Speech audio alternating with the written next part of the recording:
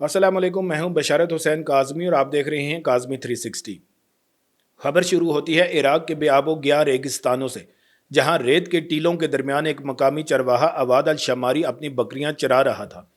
ये इलाका जो सऊदी अरब की सरहद के करीब है सुनसान और खाली था, जहां किसी गैर मामूली चीज़ का तस्वुर भी नहीं किया जा सकता था।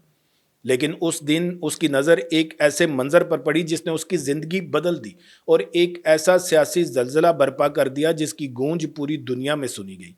इसने देखा कि सहरा के बीचों बीच एक आर्जी हवाई पट्टी है, हेलीकॉप्टर खड़े हैं, फौजी एहलकार मौजूद हैं, खैमे लगे हुए हैं और सब कुछ इंतहाई खामोशी से चल रहा है। यह कोई आम फौजी चौकी नहीं थी। ये खबर है इसराइल के खुफिया फौजी अड्डों की, जो इराक के सहरा में छुप कर ईरान के खिलाफ एक नई हिकमत अमली की बुनियाद बुन रहे थे।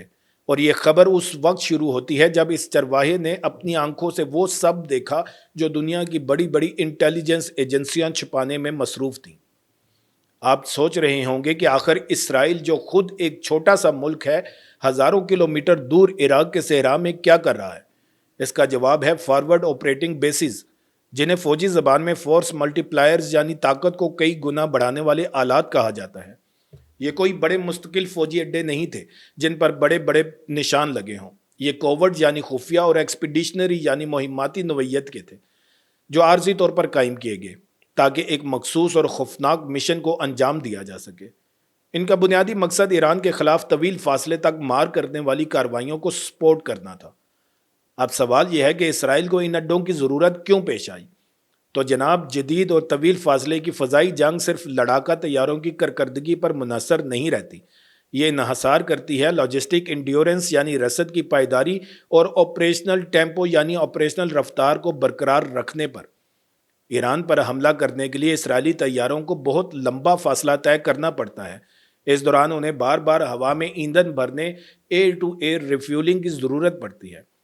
हंगामी हालात में उतरने के लिए मुतबादल जगहों की ज़रूरत पड़ती है और सबसे बढ़कर अगर कोई पायलट मार गिराया जाए तो इसे बचाने के लिए कॉम्बैट सर्च एंड रेस्क्यू टीमों की तैनाती की ज़रूरत होती है।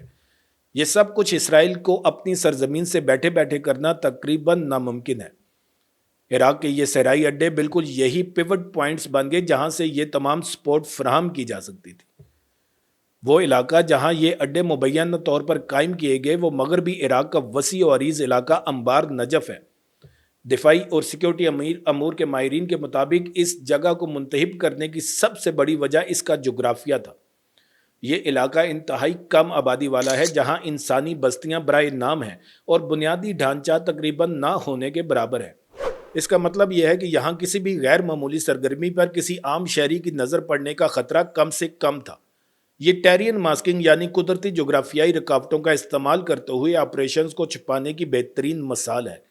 ये सुनसान वादियाँ और खुश्क झीलें जिन्हें आर्जी रनवे में तब्दील किया जा सकता था, किसी भी जदीद फ़ज़ाई निगरानी के निज़ाम के लिए भी एक डरावना ख्वाब है। वाज़िया रहे कि ये महज क्यास आराइयाँ नहीं हैं, ये मालूमात बैनुल अक़वामी सतह पर इंतहाई मोतबर ज़राए से सामने आईं। सबसे पहले वॉल स्ट्रीट जर्नल ने अमरीकी और इराकी हुकाम के हवाले से रिपोर्ट किया कि ये तनसीबात ईरान के खिलाफ इसराइली ऑपरेशनल सरगर्मियों को सपोर्ट करती रही थी। इसके बाद न्यूयॉर्क टाइम्स ने अपनी तफ्तीश में इंकशाफ किया कि कम अज़ कम 2 खुफिया साइट्स 1 साल से ज़्यादा अरसे से वक्फे से फ़ाल थीं और इनकी तैयारी का काम 2024 के अवाखिर से शुरू हो चुका था। न्यूयॉर्क टाइम्स की रिपोर्ट के मुताबिक इन अड्डों पर जो कुछ मौजूद था वो किसी छोटी कार्रवाई के लिए नहीं था। वहाँ हेलीकॉप्टर, आर्जी लैंडिंग स्ट्रिप्स, फौजी गाड़ियाँ, निगरानी के निज़ाम, एमरजेंसी रिकवरी के असासे, इलेक्ट्रॉनिक आलात, खैमे और दीगर मोबाइल इंफ्रास्ट्रक्चर मौजूद था। ये सब कुछ एक सस्टेन्ड ऑपरेशनल आर्किटेक्चर यानी एक पायदार ऑपरेशनल ढांचे की निशानदेही करता है, ना कि किसी एक रात की कार्रवाई की। लेकिन ये पूरी कहानी रिपोर्टों के धुंधले पर्दों से निकलकर उस वक्त एक चौंका देने वाली हकीकत बन गई जब अवाद अल शमारी नामी वो आम सा चरवाहा अपनी किस्मत के लिखे हुए अंजाम से जा मिला। तफ्तीशी रिपोर्टों के मुताबिक जब अवाद ने यह सब देखा तो उसने मुकामी हुकाम को इत्तला दी। इसके बाद जो हुआ वो एक खौफनाक मुअम्मा है। ख़ानदान के अफराद और मुकामी गवाहों के बयानात के मुताबिक एक हेलीकॉप्टर ने इसकी गाड़ी का पीछा किया और इस पर फायरिंग की, जिसके नतीजे में वो हलाक हो गया। इस एक ही वाक़े ने इस कंसील्ड ऑपरेशनल एनवायरनमेंट को कौमी सलामती के एक धमाका खेज मसले में बदल कर रख दिया। اس واقعے کے بعد عراقی سلامتی فورسز نے تحقیقات کا آغاز کیا۔ انہوں نے صحرا میں مشکوک فضائی نقل و حرکت اور نامعلوم سرگرمیوں کے نمونوں کی چھان بین کرنے کی کوشش کی، لیکن جب تحقیقاتی ٹیمیں ان مشتبہ مقامات کی طرف بڑھیں تو وال سٹریٹ جرنل اور علاقائی ذرائع کے مطابق ان پر بھی فضائی فائرنگ کی گئی۔ اس جھڑپ میں ایک عراقی فوجی مبینہ طور پر ہلاک ہو گیا، جس کے بعد تحقیقاتی ٹیم پیچھے ہٹنے پر مجبور ہو گئی، لیکن جب وہ بعد میں دوبارہ اس علاقے میں گئی تو وہاں کچھ بھی نہیں تھا، صاف ستھرا صحرا جیسے کبھی وہاں کچھ تھا ہی نہیں۔ یہ ایک ٹیکٹیکل وڈرال یعنی فوجی حکمت عملی کے تحت پسپائی کی بہترین مثال تھی، جس نے یہ ظاہر کر دیا کہ عارضی تعیناتیاں کس طرح چند گھنٹوں میں غائب ہو سکتی ہیں اور اپنے پیچھے صرف سوالات کا ایک انبار چھوڑ جاتی ہیں۔ اور پھر وہ سوال آیا جو اس پورے معاملے کا سب سے بڑا سیاسی بم تھا، کیا امریکہ کو ان اڈوں کے بارے میں پہلے سے علم تھا؟ وال سٹریٹ جرنل کی رپورٹ کے مطابق متعدد امریکی حکام ان تنصیبات کے وجود سے پہلے ہی آگاہ تھے۔ اس انکشاف نے بغداد میں سیاسی زلزلہ برپا کر دیا۔ عراقی سیاسی حلقوں نے سوال اٹھایا کہ کیا بغداد کو جان بوجھ کر اس اہم آپریشنل معلومات سے لا علم رکھا گیا؟ کچھ عراقی حکام نے تو براہ راست واشنگٹن پر الزام لگایا کہ وہ اسرائیلی سرگرمیوں کو تحفظ فراہم کر رہا ہے، جبکہ مقامی حکومت کی معلومات تک رسائی کو محدود کر رہا ہے۔ رپورٹوں میں یہ بھی دعویٰ کیا گیا کہ امریکی فریق نے عراقی نگرانی کی سرگرمیوں کو کم کرنے کی درخواستیں بھی کیں، خاص طور پر ان ادوار میں جب بڑے فوجی آپریشن جاری تھے۔ اس سے ایک بنیادی سوال جنم لیتا ہے جو ہمارے جیسے سیکیورٹی امور کے تجزیہ کاروں کے لیے انتہائی اہم ہے۔ ساورینٹی مینجمنٹ اور کوalition ملٹری ٹرانسپیرنسی کی اصل حدود کیا ہیں؟ جب ایک اتحادی ملک آپ کی سرزمین پر ایک تیسرے ملک کی خفیہ فوجی کارروائی کو سہولت فراہم کرے اور آپ کو اندھیرے میں رکھے تو یہ صرف ایک معاہدے کی خلاف ورزی نہیں بلکہ ملکی خود مختاری پر براہ راست حملہ ہے۔ اسی لیے تو عراق میں سیاسی طوفان برپا ہو گیا۔ نیو یارک ٹائمز کی رپورٹ کے مطابق عراقی سیاسی رہنماؤں نے اسے صہیونی امریکی مداخلت قرار دیا۔ سابق وزیر اعظم مصطفیٰ الکاظمی نے فوری طور پر مضبوط ریاستی نگرانی کے میکانزم کا مطالبہ کیا تاکہ عراق کو علاقائی تصادم کا اکھاڑا بننے سے روکا جا سکے۔ عراق نے اس معاملے پر بین الاقوامی سفارتی چینلز کے ذریعے باقاعدہ شکایت بھی درج کرائی۔ اس کے بعد عراقی فورسز اور پاپولر موبلائزیشن فورسز نے صحرا کے وسیع علاقوں میں بڑے پیمانے پر فوجی آپریشن شروع کر دیے، جس کا دائرہ کار سعودی عرب کی جانب 120 کلومیٹر کے دائرے تک پھیلا ہوا تھا۔ اس آپریشن کا واضح مقصد اپنی خود مختاری کا دوبارہ نفاذ تھا تاکہ کوئی بیرونی طاقت مستقبل میں اس قسم کی خفیہ کارروائی نہ کر سکے۔ لیکن کیا اسرائیل نے اس سب پر کوئی رد عمل دیا؟ اسرائیل کی طرف سے ان الزامات پر کوئی بھی عوامی بیان سامنے نہیں آیا۔ یہ خاموشی بھی اپنے اندر بہت سے معنی رکھتی ہے اور اکثر اس سے پلسیبل ڈینائبلٹی یعنی قابل فہم تردید کی پالیسی کی جھلک ملتی ہے۔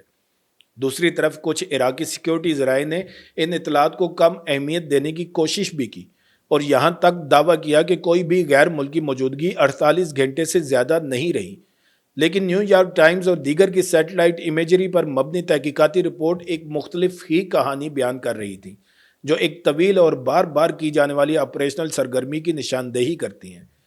اگرچہ نیو یارک ٹائمز نے واضح کیا کہ ان اڈوں کے درست کوآرڈینیٹس عوامی طور پر دستیاب نہیں ہیں، جس کی وجہ سے ان تنصیبات کے درست پیمانے اور مدت کے بارے میں سوالات ابھی تک حل طلب ہیں۔ اب ذرا اس پورے منظرنامے کو ایک وسیع تر اسٹریٹجک فریم ورک میں دیکھیں۔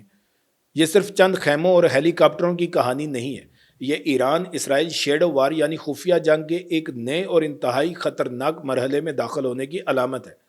یہ جنگ اب صرف ڈائریکٹ میزائل ایکسچینج یا سائبر حملوں تک محدود نہیں رہی، یہ ڈی سینٹرلائزڈ بیٹل سپیس کی طرف بڑھ رہی ہے، جہاں لاجسٹک انفراسٹرکچر، خفیہ نقل و حرکت کی راہداریاں اور اسٹریٹجک گہرائی اتنی ہی اہم ہو گئی ہے جتنی کہ روایتی جنگی طاقت۔